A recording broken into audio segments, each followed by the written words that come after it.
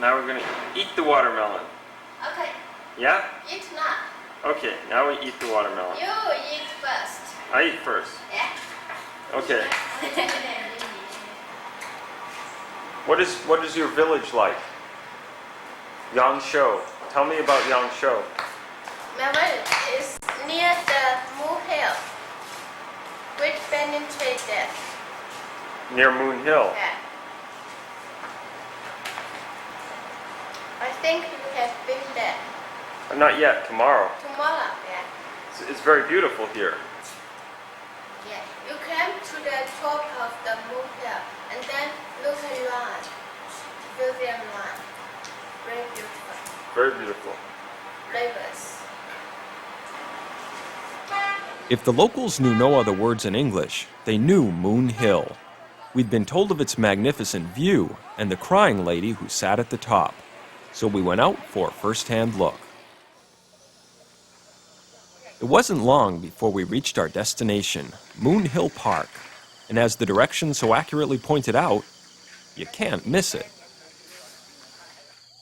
In what was soon becoming a habit, we took a moment to enjoy the Chinese fascination for large hand-painted signs, with plenty of character.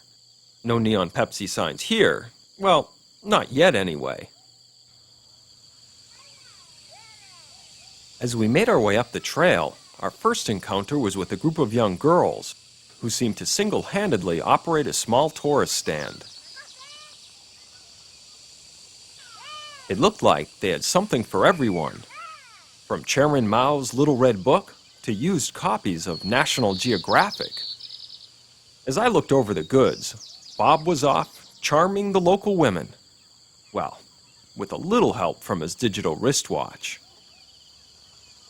But to really loosen things up, there's nothing quite like handing over a video camera.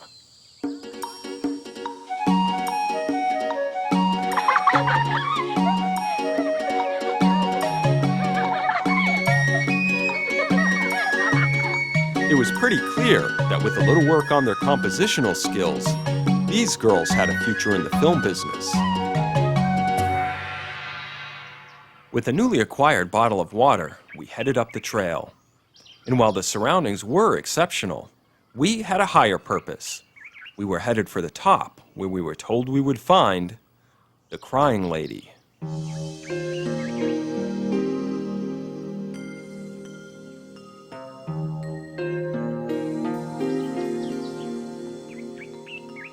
With each step, the vistas seemed to grow wider, and another layer of the seemingly infinite limestone formations was revealed.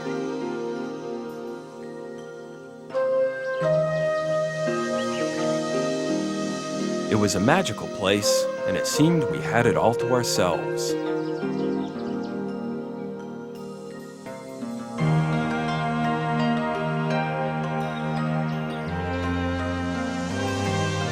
As we climbed higher, our destination came more clearly into view. The top of Moon Hill. Even here on Moon Hill, we were again reminded that the entrepreneurial spirit has deep roots in China and existed long before Chairman Mao and his revolution.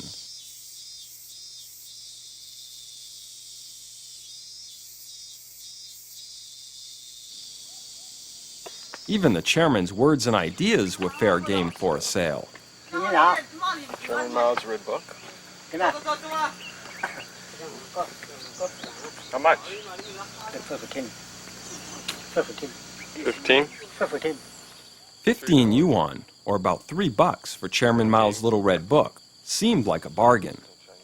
But we were looking for something a little more fashionable. And at last, we found it. Our very own ceramic Mao pins.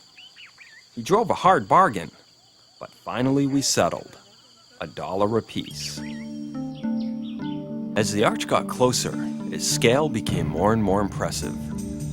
This was no trifling little hole in the rock. It was an archway as big as a house. Another bottle of water and a good deal of sweat later, we took our last few steps to the top.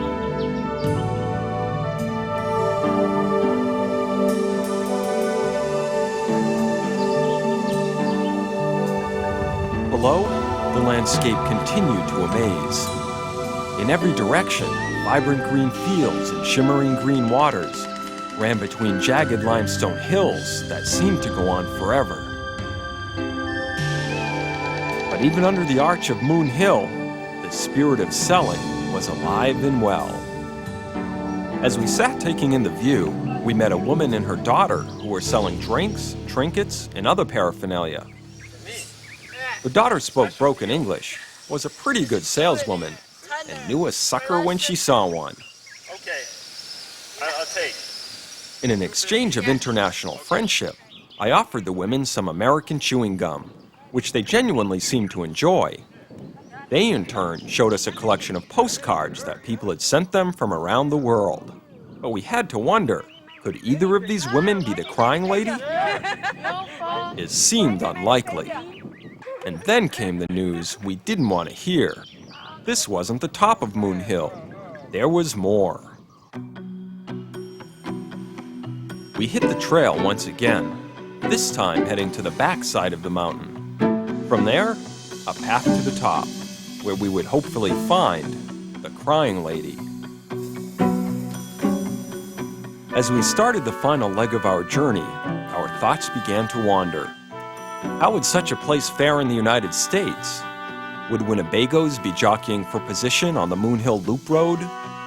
Would you have to make a reservation through Ticketron for space at the Moon Hill campground? It was somehow unsettling to think that our brand of tourism would someday come to a place like Moon Hill. But it seemed inevitable. As the world got smaller, one day the tour buses would come. The gift shops would open, the gondola would go up, and Moon Hill would never be the same.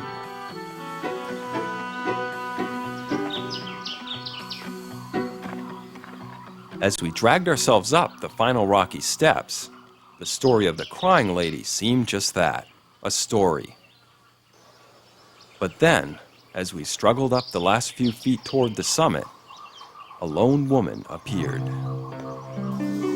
As she helped us to the top, we had to wonder, could this be her, the crying lady we had come so far to see? There seemed no doubt we had found her. As if on cue, she moved to a pack and produced a small paper book. Of course, the crying lady had a story, which we were about to discover. Take a look in the book here. Mandy Keith and Ned Flattery was here in this beautiful place. We bought something from this lady because she had a very hard life and lost her father in the revolution and her mother in something, and she was only 5 at the time. She wants to take money only if you buy something. She wants to take money only if you buy something. And buy we did, starting with a couple sodas from a cooler which this woman lugged up on her back each and every day. Perhaps her story was true, perhaps not. It didn't really seem important. That's okay. We were just impressed by the fact that she was here. This is incredible. This woman stays here all day. She greets the tourists as they climb up to the summit of this little peak. I'm sitting here now, perspiring, losing gallons of liquid. And this woman doesn't seem to bother her. Very strong. No, but Wuhan.